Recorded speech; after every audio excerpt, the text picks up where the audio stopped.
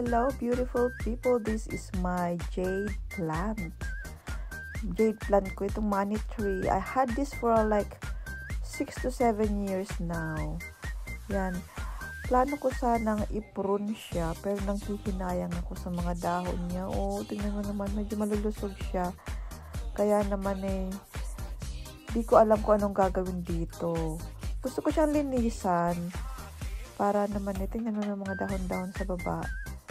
Para naman malakas ang kanyang trunk. Stronger trunk.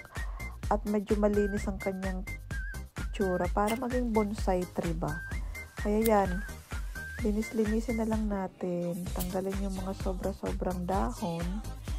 And I don't know what to do with these beautiful leaves. So, yan.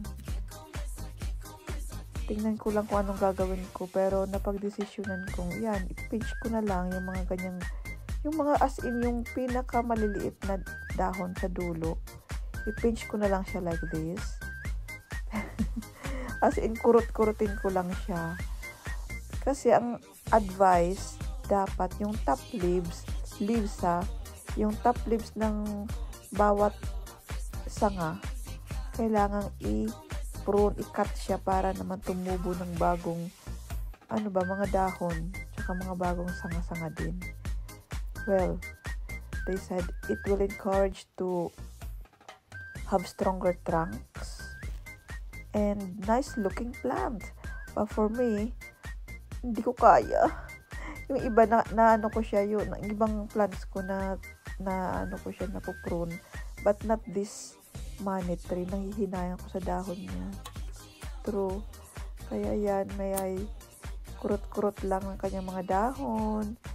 Tapos linisan ko lang yung mga excess leaves. Yan. Pero wala akong masyadong gagawin today dahil nakaka-guilty, nakakapanghinayang. Ayoko makita ko siyang kalbo. Pero yan, yung iba natatanggal ko siya, pero hindi lahat. Hindi gaya ng iba kong jade plant na as in kinalbo ko talaga. Pero ito, hanggang dyan lang muna tayo. Bye-bye!